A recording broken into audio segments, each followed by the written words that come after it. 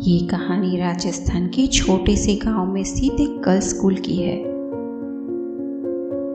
वैसे तो ये स्कूल बहुत बड़ा था, पर यहाँ पर हुए एक हादसे की वजह से गांव के लोग इस स्कूल के सामने से निकलने से भी कतराते थे। उस स्कूल के प्रिंसिपल का नाम था मिसेस मंजरी। उनकी उम्र करीब 50 साल की थी। ये स्कूल उनके पापा ने शुरू किया था और अब वो चला रही थी। स्कूल की सारी लड़कियां उन्हें मंजरी मैम कह के बुलाती थी। मंजरी मैम थोड़ी साइको टाइप की थी और हमेशा गुस्से में ही रहती। उनका सलूक स्कूल के स्टूडेंट के साथ तो पूरा ही था, पर वहां के शिक्षकों के साथ भी कुछ अच्छा नहीं था। उन्हें छोटी छोटी बातों पर गुस्सा आ जाता और अपना आपा खो देती। लेकिन एक दिन कुछ ऐसा हुआ जिसके बारे में किसी ने नहीं सोचा था।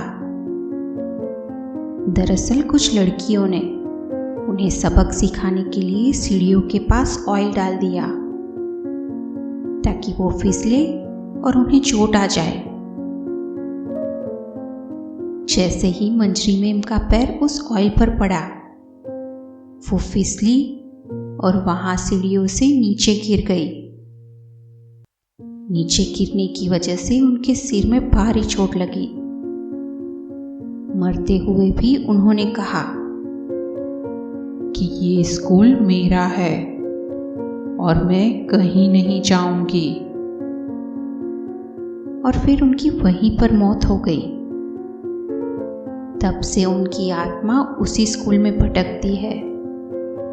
दिन में तो स्कूल में चहल पहल रहती है, पर शाम होने के बाद यहाँ कोई नहीं आता।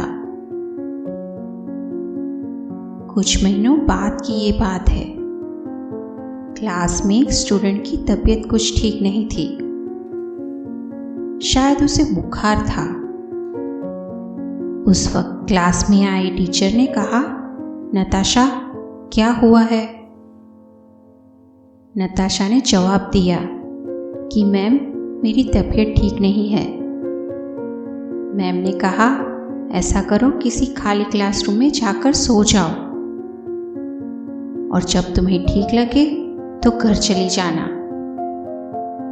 नताशा अपने क्लासरूम के बिल्कुल बगल वाले क्लासरूम में जाकर सो गई। बुखार की वजह से उसे कब गहरी नींद आ गई पता ही नहीं चला। थोड़ी देर बाद स्कूल की छुट्टी हो गई। बच्चे और सारे शिक्षक अपने घर चले गए। नताशा की दोस्तों को लगा कि अब तक तो नताशा घर चली गई होगी। स्कूल का एक सिक्योरिटी गार्ड था, दिनेश, जो हर रोज स्कूल के छूटने के बाद सभी क्लास को चेक करता और फिर सारे क्लास बंद कर देता। उस दिन भी उसने ऐसा ही किया, क्योंकि नताशा बेंच पर सो रही थी। दिनेश को वो दिखी ही नहीं। उसने वो कमरा भी बंद कर दिया जहां वो सो रही थी। दिनेश वहीं स्कूल में रहता था। वो वापस अपने घर चला गया। अब रात होने को थी। बाहर अंधेरा हो गया था। अचानक कुत्तों के भौंकने की आवाज से नताशा की नींद खुल गई। नताशा ने देखा कि रूम में चारों तरफ अंधेरा है। वो बहुत डर गई। नताशा भागते हुए दरवाजे की तरफ आई, पर दरवाजा तो बाहर से बंद था। उसने बहुत आवाज लगाई, पर उसकी आवाज सुनने वाला कोई नहीं था। अचानक नताशा को एक आवाज सुनाई दी। नताशा ने रूम की लाइट चालू करने की बहुत कोशिश की, पर लाइट चालू ही नहीं हुई। अब वो खिड़की के पास आई और मदद के लिए चिल्लाने लगी। तभी उसे फिर से वही आवाज आई जो धीरे धीरे उसके पास आ रही थी। थोड़ी देर बाद नताशा ने जो देखा उसे देखकर उसके हाथ पैर ठंडे हो गए। नताशा ने जो देखा उसे अपनी आंखों पर विश्वास नहीं हो रहा था। वो डर के मारे कांप रही थी।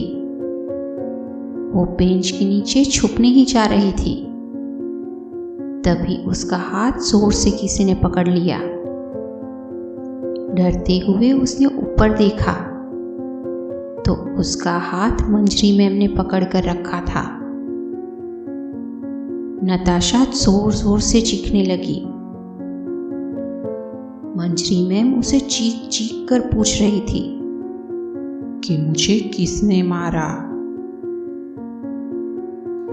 तभी नताशा अपना हाथ छुड़ाकर भागने लगी और अचानक बेंच से टकरा गई, जिसकी वजह से वो नीचे गिरी और उसके सिर में चोट आने की वजह से वो वहीं बेहोश हो गई। तभी वहां दिनेश आ जाता है, क्योंकि उसे स्कूल के अंदर से किसी के चीखने की आवाज आ रही थी। उसने देखा कि नताशा बेहोश थी। उसे देखकर दिनेश सोच में पड़ गया कि ये लड़की यहाँ कैसे आई। दिनेश नताशा को उस कमरे से बाहर ले गया और उसका आईडी देखकर उसके घर फोन लगाया। नताशा के माता पिता शाम से उसे उसकी हर फ्रेंड के घर ढूंढ चुके थे। वो भागते हुए स्कूल आए। नताशा को होश आने के बाद कि उसने उस क्लासरूम में क्या देखा, ये बात धीरे धीरे पूरे स्कूल में फैल गई। कुछ को नताशा की बात सच लगी तो कुछ को बस ये झूठ लगा। लेकिन स्कूल के सारे लोगों को ये बात तब सच लगी जब इस घटना के कुछ दिन बाद एक और घटना घटी। एक दिन सुबह जब सब स्कूल आए तो सब ने देखा कि स्कूल का सिक्योरिटी गार्ड दिनेश वहीं उसके घर में मरा पड़ा था और वहां लिखा हुआ था कि मुझे किसने मारा। इस हादसे के बाद बहुत से स्टूडेंट ने वो स्कूल छोड़ दिया और धीरे धीरे खौफ इतना बढ़ गया कि स्कूल को बंद कर देना पड़ा। आज भी वहां से रात को चीखें सुनाई देती है कि मुझे किसने मारा। दोस्तों, कहानी आपको पसंद आई हो तो वीडियो को लाइक करना और चैनल को सब्सक्राइब करना बिल्कुल भी ना भूलें।